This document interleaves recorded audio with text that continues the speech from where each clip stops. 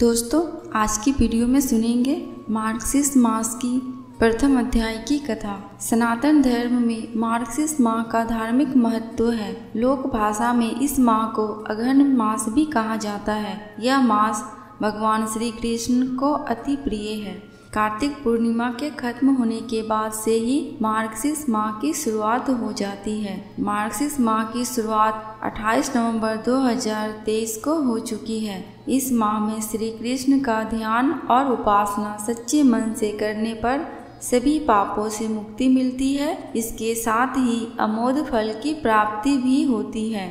श्री कृष्ण ने स्वयं को मार्क्सिस्ट महीना बताया है। स्कंद पुराण के अनुसार भगवान की कृपा प्राप्त करने की कामना रखने वाले श्रद्धालुओं को अघन मास में कुछ धार्मिक नियमों का पालन करना चाहिए। ब्रह्म मुहूर्त में स्नान। इस माह में किए गए व्रत उपवास से भगवान श्री कृष्ण की कृपा प्राप्त होती है। पुराणों के अनुसार इस महीने कम से कम 3 दिन तक ब्रह्म मुहूर्त में किसी पवित्र नदी में स्नान करने से प्राणी की सभी मनोकामनाएं पूर्ण होती हैं।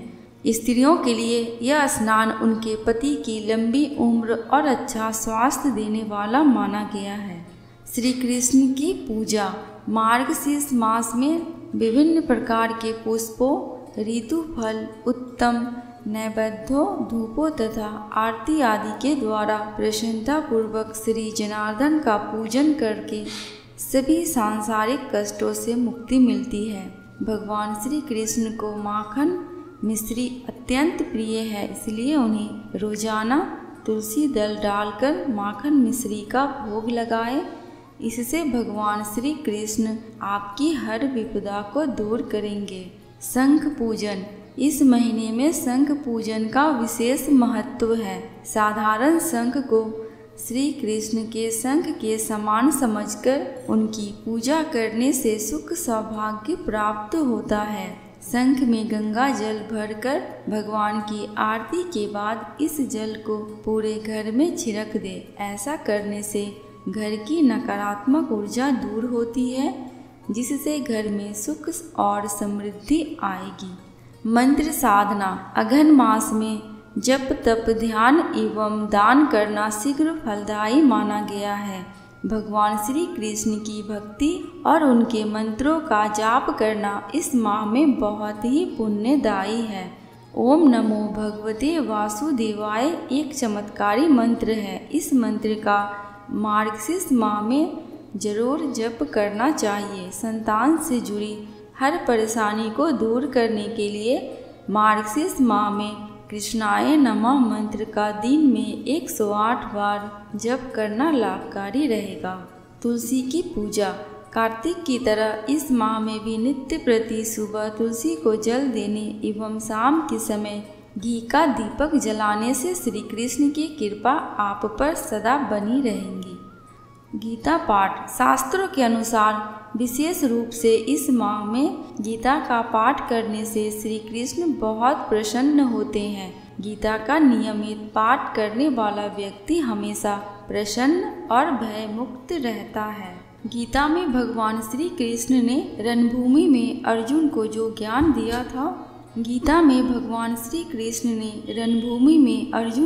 ज्ञान दिया था वह गीता में बताया गया है। गीता में कुल 18 अध्याय हैं और उन सभी अध्याय का अपना अलग अलग महत्व है। आज की वीडियो में जानेंगे गीता का पहला अध्याय का महत्व क्या है और इससे जुड़ी कथा। एक समय पार्वती जी ने पूछा कि महादेव जी, किस ज्ञान के बल पर संसार के सब लोग आपको शिव कहकर पूजते हैं?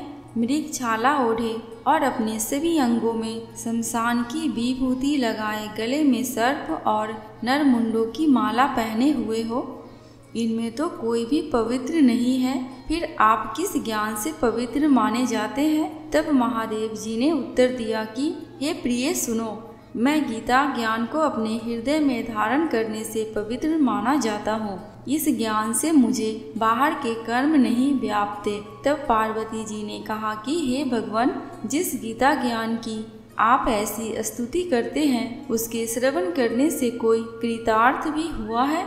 महादेव जी ने उत्तर देते हुए कहा कि इस ज्ञान को सुनकर बहुत से जीव कृतार्थ हुए हैं और आगे भी होंगे।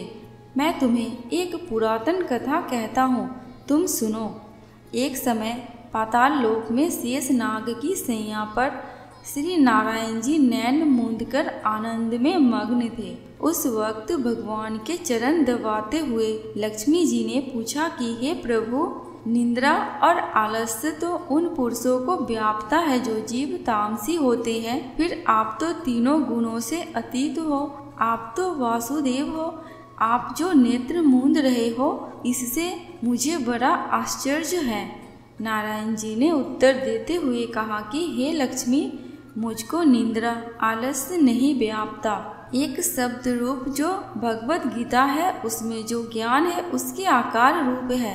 यह गीता शब्द रूप अवतार है। इस गीता में यह अंग 5 अध्याय मेरे मुख है, 10 अध्याय मेरी भुजा है, 16वां अध्याय मेरा हृदय है और मन और मेरा उदर है, 17वां अध्याय मेरी जंघा है।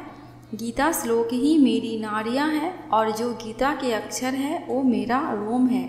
ऐसा मेरा शब्द रूपी जो गीता ज्ञान है, उसी के अर्थ में हृदय में विचार करता हूँ और बहुत आनंद प्राप्त होते हुए लक्ष्मी जी बोली, हे श्री नारायण जी, जब श्री गीता जी का इतना ज्ञान है तो उसको सुनकर कोई जीव कृतार्थ भी हुआ है, मुझसे कहो।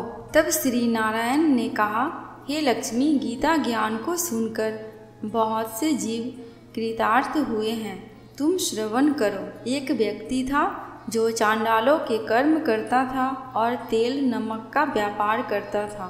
उसने एक बकरी पाली।